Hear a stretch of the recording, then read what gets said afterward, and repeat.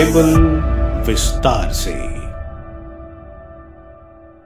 नमस्कार, आप सबका बाइबल विस्तार से में स्वागत है। धर्म ग्रंथ का ज्ञान हमें ईश्वर के नजदीक पहुंचाता है। धर्म ग्रंथ कहता है कि ईश्वर ने इंसान को बनाया ताकि वो ईश्वर को जान सके और एक रिश्ता बना सके। इसके लिए धर्म ग्रंथ को जानना जरूरी है। यही हमारी कोशिश है कि हम ईश्वर के ज्ञान में बढ़ें। बाइबल विस्तार से में हम पहले नए विधान से शुरू करेंगे। शुरू करने से पहले आइए हम ईश्वर से प्रार्थना करें। हे ईश्वर, हम आपका वचन पढ़ने जा रहे हैं। हमारे मन की आंखें खोलें ताकि हम प्रभु आपको जान सकें और एक आध्यात्मिक जीवन जिए आपके वचन के अनुसार। ये हम मांगते हैं प्रभु यीशु के नाम, आमीन। संत मार्कुस के सुसमाचार के अध्याय 14-15 के दुख भोग के अध्याय हैं। हमने पिछले अध्यायों में देखा किस तरह इन फरीसी और मंदिर के अधिकारियों के दुश्मनी प्रभु से बढ़ती जाती है। साथ साथ प्रभु ने भी अपने दुख भोग की भविष्यवाणी अध्याय 8 वचन 31, अध्याय 9 वचन 31 और अध्याय 10 वचन 33 और 34 में करी थी। चारों सुसमाचार में प्रभु के दुख भोग बहुत ही विस्तार में कवर किया गया है, क्योंकि पहली कलीसिया प्रभु के दुख भोग को बहुत डिटेल में देखना पसंद करती थी। संत मार्कुस का संदेश यह है कि लोग जाने कि यह कौन है जो क्रूस पर चढ़ाया जा रहा है और उनकी मृत्यु मेरे लिए क्या मायने रखती है। आज हम संत मार्कुस के सुसमाचार का अध्याय 14 के वचन 1 से 9 का विवरण सुनेंगे। आइए हम संत मार्कुस के सुसमाचार के अध्याय 14 का वचन 1 से 2 प्रार्थना पूर्ण पढ़ें। संत मार्कुस का सुसमाचार अध्याय 14 वचन 1 से 2। ईसा को मार डालने का षड्यंत्र। पास्का तथा बेखमीरी रोटी के पर्व में 2 दिन रह गए थे। महायाजक और शास्त्री ईसा को छल से गिरफ्तार करने और मरवा देने का उपाय ढूंढ रहे थे। फिर भी वे कहते थे, पर्व के दिनों में नहीं, कहीं ऐसा न हो कि जनता में हंगामा हो जाए। आमीन। पास्का का पर्व यहूदियों के लिए सबसे बड़ा पर्व माना जाता है।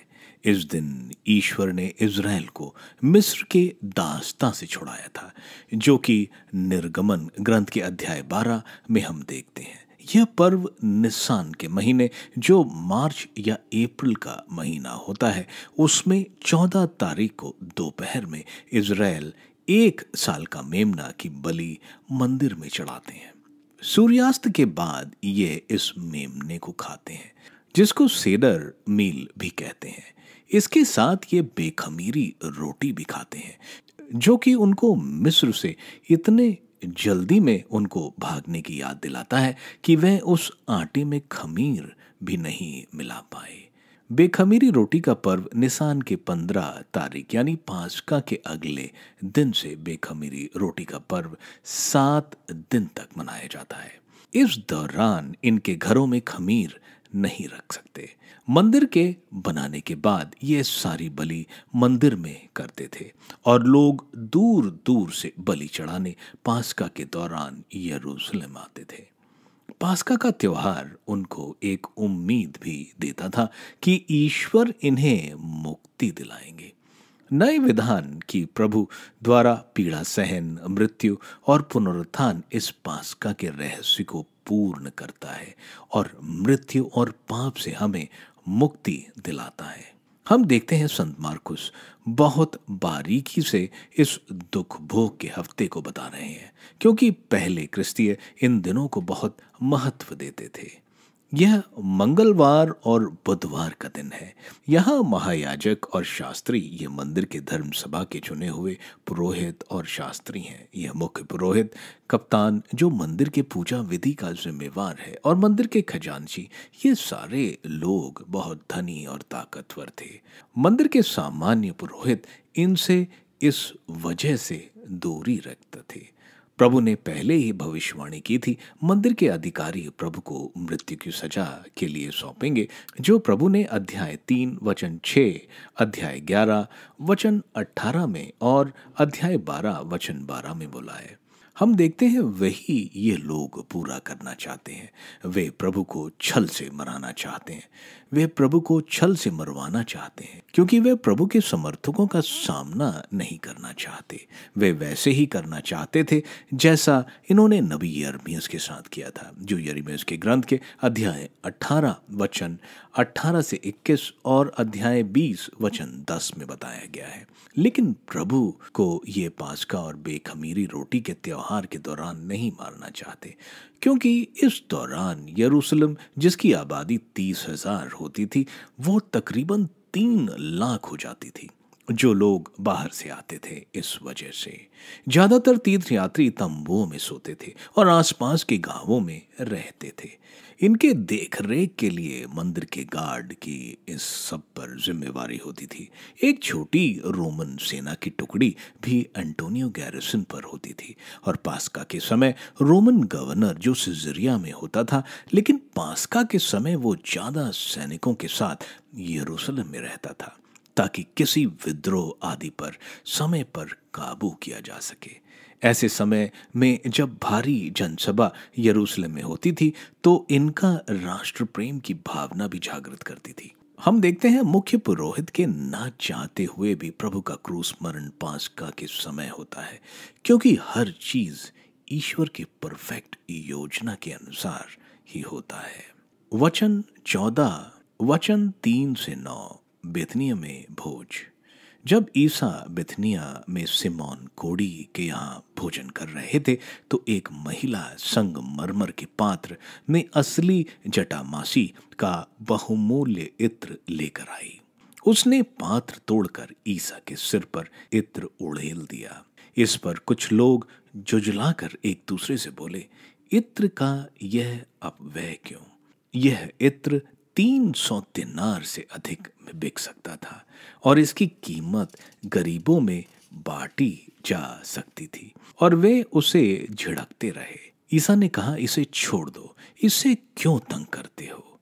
इसने मेरे लिए भला काम किया है।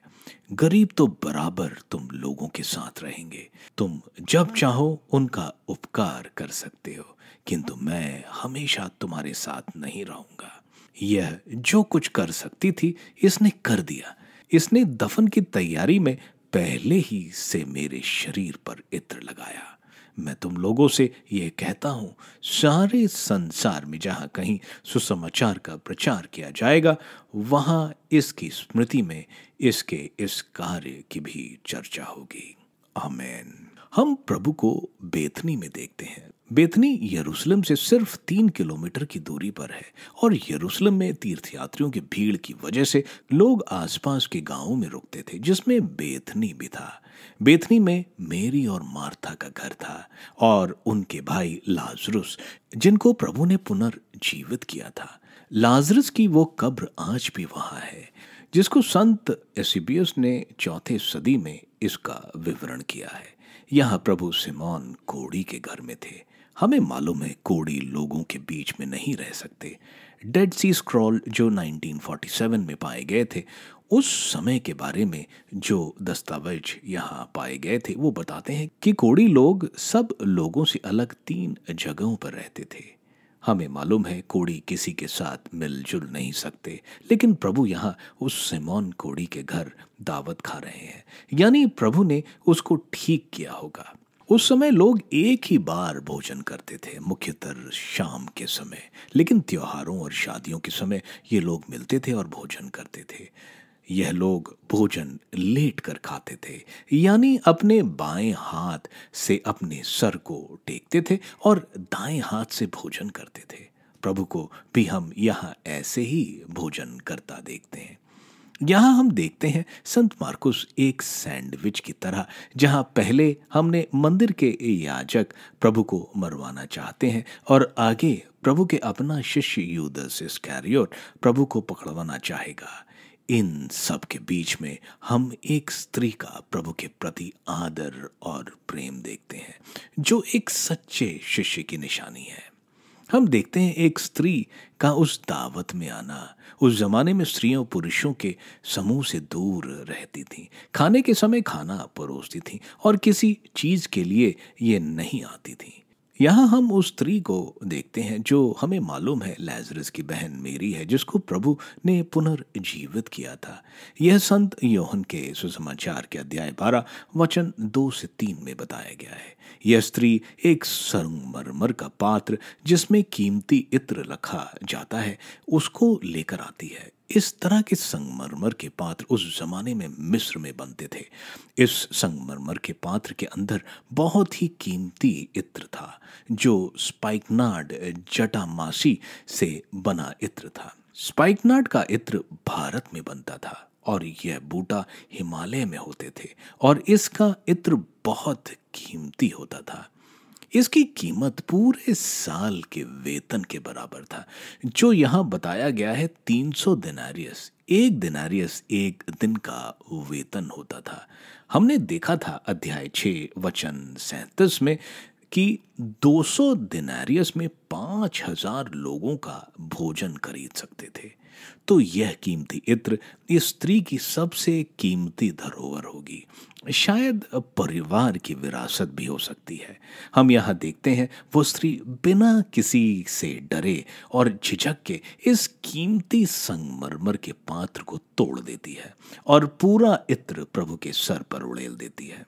शायद अगर हम यह करते तो इसको धीरे धीरे उड़ेलते ताकि सब देख सकें और शायद काफी बचा भी लेते बाद में इस्तेमाल के लिए। लेकिन वो इसको पूरा का पूरा एक साथ प्रभु के सर पर उड़ेल देती है। यह शायद उसने किया क्योंकि उसने प्रभु के असीम प्रेम, करुणा, चंगाई और पाप क्षमा का अनुभव किया। जैसे संत यरोम बोलते हैं कि इस स्त्री ने उस इत्र के शीशी को तोड़कर प्रभु के प्रेम की खुशबू पूरे संसार में फैला दिया। यहूदियों के अनुसार सर पर तेल से अभिषेक करने का मतलब राज्याभिषेक एक राजा का, जो पहले सैमुएल के ग्रंथ के अध्याय 10 वचन 1 और अध्याय 16 वचन 13 में बोला गया है, या पुरोहित के अभिषेक करना जो निर्गमन ग्रंथ के अध्याय 29 वचन 7 में लिखा गया है। यह प्रभु के लिए उपयुक्त है क्योंकि प्रभु तो राजेश्वर मसीहा है और मुख्य पुरोहित है। हम देखते हैं यह देखकर वहां जो लोग थे जिनमें प्रभु के शिष्य थे, वे इस पर बहुत गुस्सा होते हैं। यह उस स्त्री को डांट लगाते हैं कि इतनी बहुमूल्य चीज को व्यर्थ कर दिया। इसको बेचकर जो रकम मिले उसे गरीबों को दे सकते थे। यहूदी पास्का और त्योहार के समय गरीबों को दान देते थे, इसलिए यह इसको व्यर्थ समझते हैं। लेकिन उनको यह नहीं मालूम था कि ईश्वर पर चढ़ाई गई कोई भी बहुमूल्य चीज व्यर्थ नहीं होती। जितना दिया जाए वो कम है। वो औरत दिखाती है कि वो अपने जीवन की सारी पूंजी प्रभु पर चढ़ा देती है। प्रभु इस पर उन पर गुस्सा होते हैं और उस स्त्री की प्रशंसा करते हैं कि उसने प्रभु के लिए बहुत भला काम किया है। उस स्त्री ने प्रभु को सम्मान और भक्ति से नवाजा था। प्रभु यहाँ विधि विवरण ग्रंथ के अध्याय 15 वचन 11 जो बोलते हैं कि गरीब तो तुम्हारे साथ हमेशा रहेंगे, यह उन्हें बताया गया था कि उन्हें गरीबों का ख्याल रखना चाहिए और हमेशा अच्छा करना चाहिए। लेकिन प्रभु बोल रहे हैं कि प्रभु उनके साथ हमेशा नहीं रहेंगे। यह बात ये लोग समझ नहीं पाए थे। अब प्रभु उनको समझाते हैं कि उस स्त्री से जो कुछ हो सकता था उसने किया। बाकी वहां जो लोग थे वे शायद सोच समझकर प्रभु को चढ़ाते, लेकिन उस स्त्री ने जो उसका सबसे बहुमूल्य चीज बिना हिचक प्रभु पर उड़ेल दिया। उसका यह करना भविष्य में प्रभु की मृत्यु की तरफ ले जाता है, क्योंकि प्रभु एक अपराधी की तरह मारे जाएंगे। उनके शरीर का विलेपन करने का समय भी नहीं होगा। हम देखते हैं प्रभु के दफनाने के बाद स्त्रियां प्रभु के शरीर का विलेपन करने जाती हैं, लेकिन वे ऐसा नहीं कर पाती। यही वो स्त्री है जो वो विलेपन कर पाई, क्योंकि उसने प्रभु का अभिषेक मृत्यु से पहले किया। उसने प्रभु को दफनाने के लिए तैयार किया। वही पहली थी जिसने शायद प्रभु के दुख भोग के बारे में उसे विचार आया होगा। प्रभु इस स्त्री की प्रशंसा के साथ साथ प्रण लेते हैं कि सुसमाचार सारे संसार में सुनाया जाएगा। यानी प्रभु बोल रहे हैं सिर्फ इज़राइल में नहीं, पूरे संसार में वहां इस स्त्री के कार्य को याद किया जाएगा। हम देखते हैं संत मार्कुस उस स्त्री का नाम यहाँ नहीं बताते। शायद वो हम सबको उस स्त्री की तरह प्रभु के लिए सब कुछ न्यौछावर करने को प्रेरणा दे रहे हैं। इससे पहले हमने अध्याय 13 में एक विधवा का प्रभु के मंदिर में अपना सब कुछ दान करते देखा था, और यहाँ अध्याय 14 में भी हम इस स्त्री को सब कुछ न्यौछावर करते देखते हैं। सुसमाचार का यह भाग हमें सोचने में मजबूर करता है कि वो कौन सा संगमरमर की चीज है जो मुझे तोड़ने की जरूरत है, जो मुझे प्रभु की सेवा करने से रोकती है। आप सबका बाइबल विस्तार से सुनने के लिए धन्यवाद। प्रभु का वचन आपको बहुत आशीष देगा। यह पठन हम हर हफ्ते बुधवार और शनिवार को करेंगे। मैं आप सबसे विनती करता हूं कि आप इसको दूसरों को शेयर करें। प्रभु का वचन स्वयं प्रभु यीशु है। इनको शेयर करने वालों को ईश्वर की आशीष जरूर प्राप्त होगी। मैं आप सबका अगले एपिसोड में बेसब्री से इंतजार करूंगा। धन्यवाद।